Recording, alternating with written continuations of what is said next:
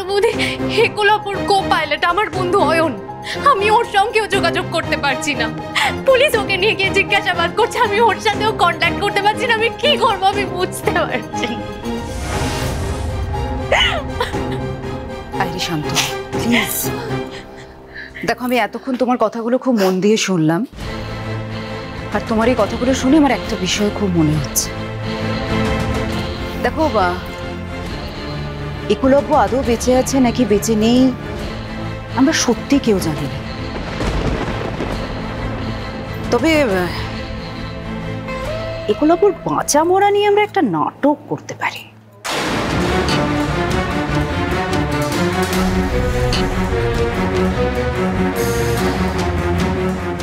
Yes, আর আমাদের এই নাটকটাই রাঙাকে চোখে আঙুল দিয়ে দেখিয়ে দেবে রাঙার এই বাড়িতে রাঙার অ্যাকচুয়াল পজিশনটা। আর এটা আমরা তখনই করব, রাদার করতে পারবো যদি তুমি আমাকে এই বিষয়ে হেল্প করো।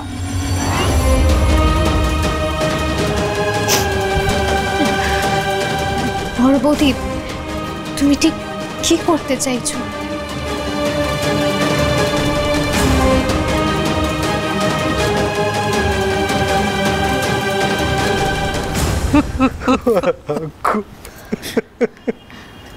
ছাইড়বুক না রে, আমি কাউকে ছাইড়বুক না।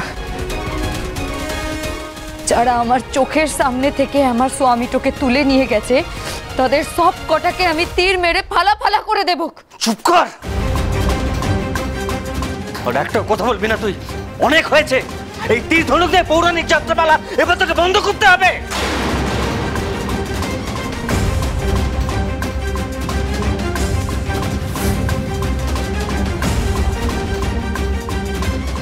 কথায় কথায় মানুষকে হুমকি দেওয়া না, তীর ধনুকে মানুষকে ফালা ফালা করে দিবি। আজকে তোর এই সমস্ত কাজকর্মের জন্য আমাদের পরিবারের এই অবস্থা, শুধুমাত্র তোর জন্য আমার ভাই 3 দিন ধরে মিসিং। মির্জা রাঙা তো একলব্যকে প্রায় বাঁচিয়েই ফেলেছিল, তারপরে অন্য কে তুলে নিয়ে গেল সেটাই তো বোঝা যাচ্ছে না। তুমি চুপ করবে, তুমি একটাও কথা বলবে না। সেভ করেছিল না, বাঁচিয়ে নিয়েছিল, তাহলে আমার একলব্য কোথায়? কোথায় সে বাড়িতে ফিরলো না কেন? এই সব কিছু রাঙার কৃতকর্মের ফল। সব কিছুর জন্য রাঙা দায়ী।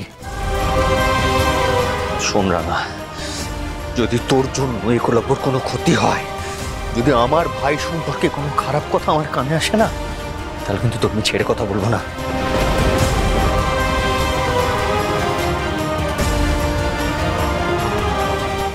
রাঙামতি তীরন্দাজ সোম থেকে রবি প্রতিদিন সন্ধ্যে 7:30টায় স্টার জলসায় ও জিও হটস্টারে।